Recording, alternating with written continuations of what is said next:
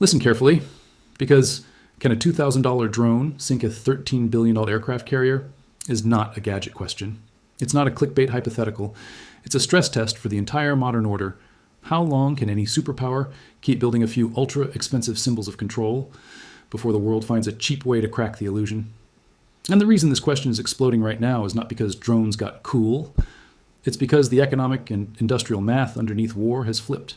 Here's the anchor that frames why this is happening now. Global debt pushed to a record near $346 trillion by late 2025. When debt hits that scale, the system loses slack. Every decision becomes a trade-off. Every capability becomes a budget fight. Every "we'll just build more quietly" turns into "we can't replenish fast enough." Now connect that to the other number. The U.S. Navy's first Ford-class carrier, CVN 78, has a final procurement cost of about $13 $3 billion, that's one hull. Before the air wing, before the escorts, before the munitions, before the training pipeline, maintenance cycles, and the logistics tail that makes the carrier meaningful. Now, hold that picture in your mind, because I'm going to make a claim that sounds extreme until you see the structure. A carrier doesn't have to sink to be sunk. If you can stop flight operations, if you can force it to withdraw, if you can make the risk unacceptable, you've achieved the same strategic result without ever sending it to the bottom. That's the real battlefield, not the ocean floor, the mission. And this is where the $2,000 drone becomes dangerous, not because one cheap quadcopter is a magical ship killer, but because cheap systems allow something that expensive militaries hate: saturation. This is the inevitability statement, and I want it to land cleanly. The carrier is not obsolete because of one specific drone. The carrier becomes mathematically vulnerable when the cost curve flips, when the cheapest attacker can generate more inbound threats than even the most advanced defender can afford to stop for long enough, in enough places, with enough uncertainty. That's not a mood, that's arithmetic. So stop asking, could it happen? Like it's a coin toss. Start asking the only serious question. At what scale, under what conditions, and how fast does the system tip? Here's the machine. 4 stages, chronological, universal. The same structure repeats whether we're talking about empires, currencies, or navies. Stage 1 is the setup. A dominant power creates a high-cost platform that concentrates prestige and power. It works because the platform is hard to counter at the time. The world adapts around it. The platform becomes doctrine. Then it becomes identity. People stop seeing it as a tool and start seeing it as reality. Stage 2 is expansion and overextension. Success breeds scaling. The platform gets bigger, more complex, more expensive, because the power can afford it or believes it must. The platform becomes a centerpiece. Entire bureaucracies grow around it. Supply chains lock in. Career ladders depend on it.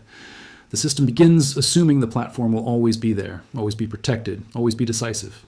Stage 3 is asymmetric disruption. The opponent stops trying to match the platform directly. Instead, they exploit physics, geometry, and economics. They build a cheaper kill chain, sensors, guidance, mass production, so the attacker's cost per attempt is low and the defender's cost per defense is high. This is where saturation is born. And saturation is the oldest hack in war. Overload the defender's decision cycle and inventory until perfect defense becomes impossible. Stage 4 is the inevitable outcome.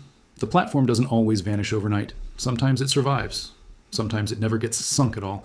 But its strategic meaning changes. It stops being a guarantee. It becomes conditional.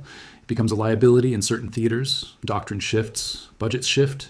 Allies and adversaries change their assumptions. And the symbol of control becomes a symbol of what control costs. Now, if that sounds abstract, good, because we're about to prove it, not with vibes, with history. 3 separate case studies, different eras, same machine. First case study, Taranto, 1940. This is the moment the world learned that a protected harbor can become a trap when the attacker solves a cheap physics problem. Stage 1, setup. In the early 20th century, battleships were the prestige platform. Big guns, thick armor, national pride. Entire strategies and political identities were wrapped around the idea that battleships decided wars at sea. Stage 2, expansion. Navies invested massively. Battleships became floating fortresses, expensive, central, and treated as irreplaceable. They were surrounded by defenses, anti-aircraft guns, harbor nets. The belief that shallow water plus defenses equals safety. Stage 3, disruption. On the night of 11th to 12th of November 1940, the Royal Navy launched an all-aircraft ship-to-ship attack using Fairey Swordfish torpedo bombers from HMS Illustrious. The key detail isn't just planes attacked. It's that the attackers solved what the defenders assumed was unsolvable. They made aerial torpedoes work in shallow water, struck ships at anchor, and proved the battleship's protection assumptions could be broken. Stage 4, outcome, battleships did not instantly disappear, but the mental model cracked. Naval aviation's ascendancy became unavoidable. Once the world saw the template, cheap aircraft, precision delivery, surprise geometry, the battleship's dominance stopped being guaranteed. The platform's meaning changed. Second case study, Force Z, December 1941. The sinking of HMS Prince of Wales and HMS Repulse is the brutal demonstration that even the modern capital ship can be destroyed in open water when the defensive ecosystem fails. Stage 1, setup. Britain's capital ships represented deterrence and imperial reach, sending them signal control. Stage 2, expansion. They were deployed into a rapidly changing battlespace where air power was rising fast. The assumption, spoken or unspoken, was that surface power could operate with acceptable risk because these ships were built to survive. Stage 3, disruption. On 10 December 1941, Force Z was attacked by Japanese aircraft, 88 planes, and both ships were sunk. This wasn't a single lucky strike, it was a kill chain, reconnaissance, massed aircraft, torpedoes, repeated attack waves. The critical lesson is the same. Cost and armor do not equal invulnerability. Without the right defensive envelope, the prestige platform becomes a target. Stage 4, outcome. The battleship ceased to be the unquestioned centerpiece. The platform didn't vanish instantly, but its strategic dominance ended. Third case study, Falklands, 1982, HMS Sheffield and the Exocet effect. Now the machine upgrades from planes to missiles, but the logic stays identical. A small number of precision weapons can impose catastrophic costs on a high-value ship. Stage 1, setup. Modern guided missile warships were built to project power and protect fleets. They represented control of sea lanes and task forces. Stage 2, expansion. As navies modernized, ships became more complex and dependent on electronics, radars, and integrated defense networks. Value concentrated. One ship could represent a major fraction of capability. Stage 3, disruption. On 3rd of May 1982, HMS Sheffield was struck by an Exocet missile and later sank on Tyndall in May 1982. The deeper point isn't missiles are scary, it's cost imposition. A relatively cheap weapon can remove a ship worth orders of magnitude more, plus crew risk, plus operational shock, plus political effect. Stage 4, outcome. The lesson propagated globally. Precision anti-ship missiles could threaten major surface combatants, and doctrine had to adapt. Layered defense, electronic warfare, decoys, new operating concepts. Not the end of ships, the end of old assumptions. Now I'm going to do something most people avoid because it feels uncomfortable. We're going to apply that exact machine to the present, step by step, like a cold audit.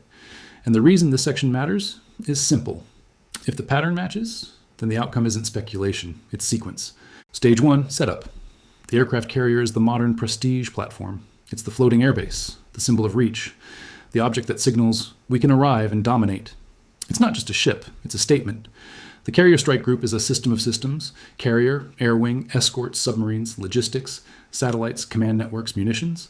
It's the most complex mobile combat system humans build. And it's expensive.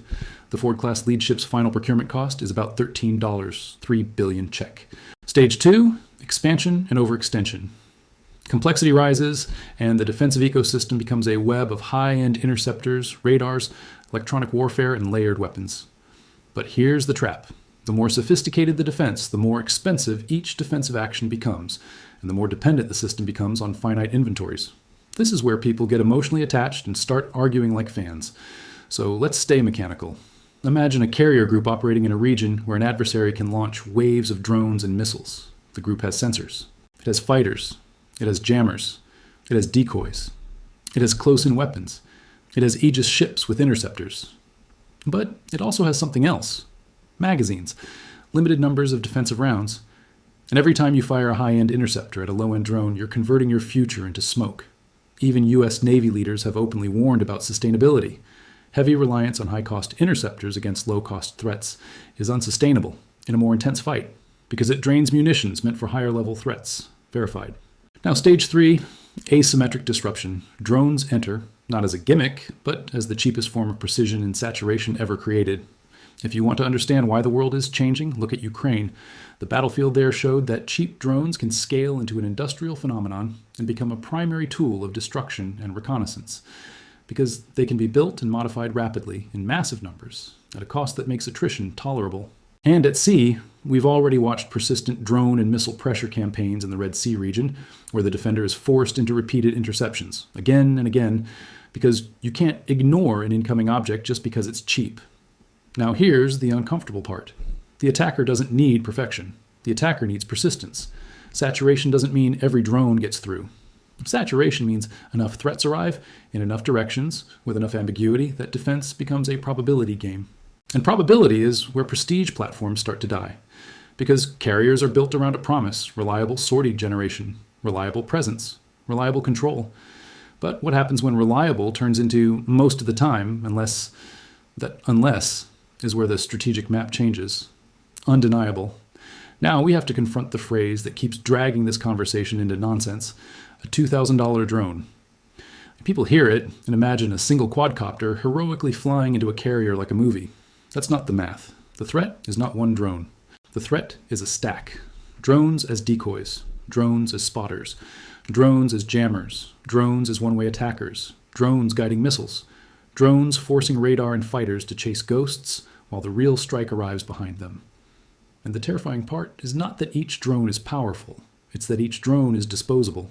A modern 2000 class drone is not mythical. Consumer and DIY drone economics sit around that range depending on build and payload. The attacker can lose them without caring.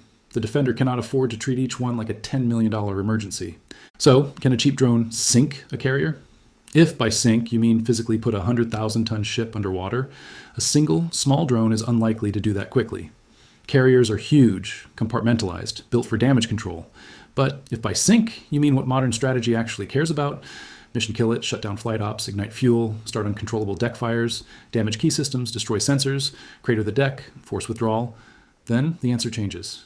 Because the carrier's power is not its flotation. The carrier's power is sortie generation. Stop sorties, and you've sunk the platform in strategic terms. And this is where the machine becomes brutal.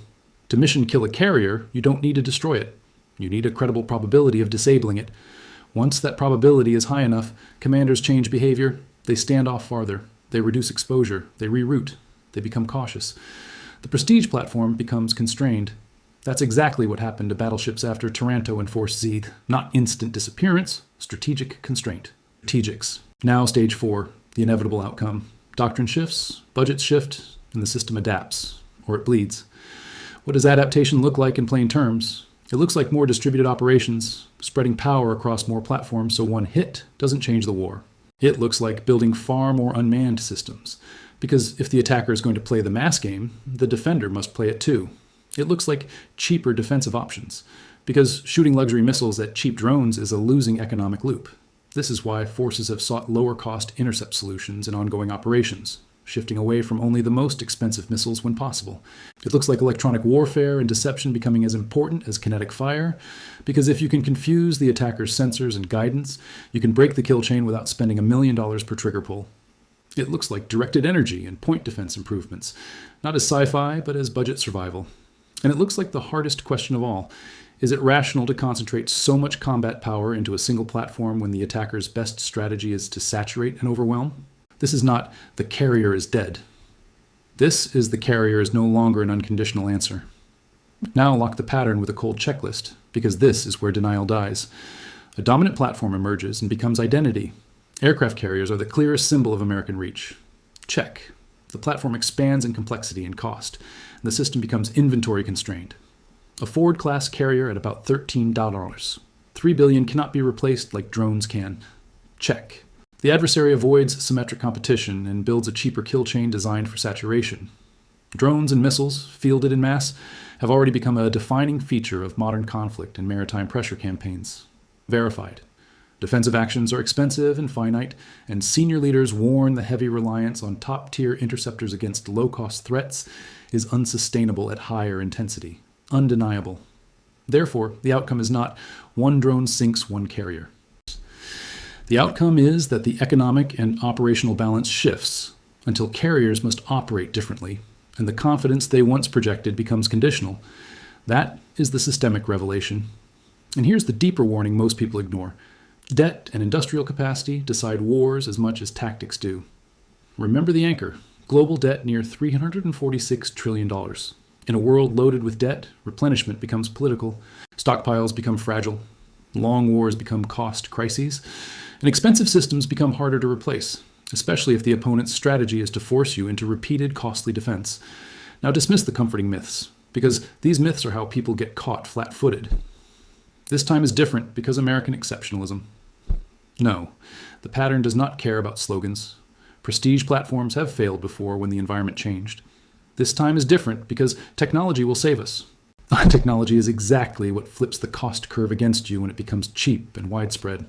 The same world that produces your advanced systems produces your opponent's mass systems. This time is different because carriers have escorts. Escorts are part of the system, and they have magazines. They have finite interceptors, finite radar bandwidth, finite crew endurance. Saturation is designed to grind finite resources down. Now I'll give you the practical takeaway, because a script like this should not leave the viewer only with fear. It should leave them with clarity. Stop thinking in single weapon terms. Stop debating whether one drone can physically sink one carrier like you're arguing about a stunt. Think in systems, cost curves, production rates, magazine depth, sensor overload, replenishment timelines, and political tolerance for losses. If you're a citizen, recognize what security is actually built on. Not invincible platforms, but supply chains, stockpiles, training throughput, and adaptation speed. If you're a builder, strategist, or investor, here's the machine-level insight. The future belongs to whoever can create capability at scale, at low cost, with rapid iteration, while forcing the opponent to spend high-cost resources to respond. And if you're trying to understand what the next decade feels like, here's the simplest truth. Mass matters again. Not massed tanks, massed attempts, massed drones, massed decoys, massed sensors, massed pressure. Because the cheapest way to break a superpower is not to match it ship for ship. It's to make its most expensive symbols too risky to use. So here's the final warning, stated cleanly. The drone doesn't need to sink the carrier to end the carrier's era of unquestioned dominance. It only needs to make the carrier conditional. And once it's conditional, the entire strategic map changes. Alliances, deterrence, budgets, doctrines, everything. If you want the next stage, how this machine was built, how saturation economics spreads from land to sea, and what happens when the world's most expensive systems collide with the world's cheapest mass production. Subscribe now. Because the next video is the one most people watch too late. What the new naval battlefield looks like when the defender can't afford to defend forever.